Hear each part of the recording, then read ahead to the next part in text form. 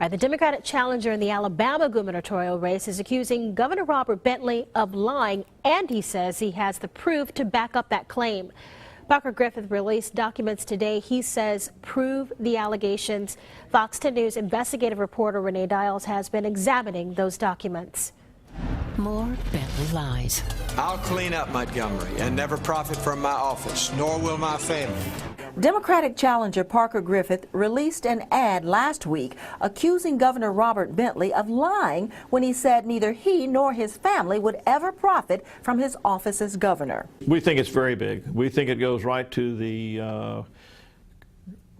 atmosphere of corruption that's going on in Montgomery today. Bentley campaign spokesperson Rebecca Mason says it's Griffith who's lying. The latest misleading and false claims by Parker Griffith just once again prove that no one can believe a word he said. Griffith produced several photocopies of documents, including purchase orders he says shows an oil company owned by the governor's son made thousands of dollars on contracts selling fuel to state agencies. Bentley says the actual amount was less than $2,000. There's a difference between revenue and profit, and that's the difference in the dollar amount. The Bentley campaign says the contracts were part of a merger that took place in July and will not be renewed.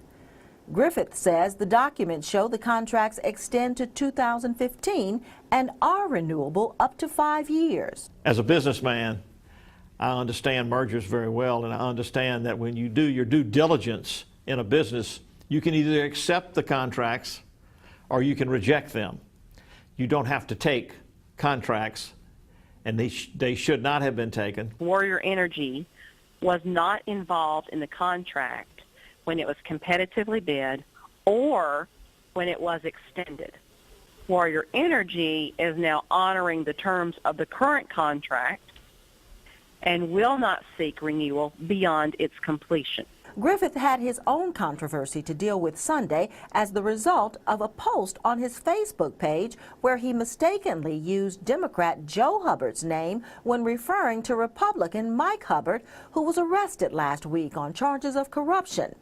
The original post was made just after midnight by a campaign worker and then later corrected. Griffith says he apologized to Joe Hubbard for what he calls an honest mistake. We got Mike Hubbard, who's been in the news, and a Joe Hubbard who's been in the news. So if you're a voter out there or you're somebody that's trying to follow this, it can be very confusing. Griffith says he doesn't think the gaffe will hurt either his or Joe Hubbard's campaign. In Mobile, I'm Renee Dials, Fox 10 News. Voters will have the final say next week.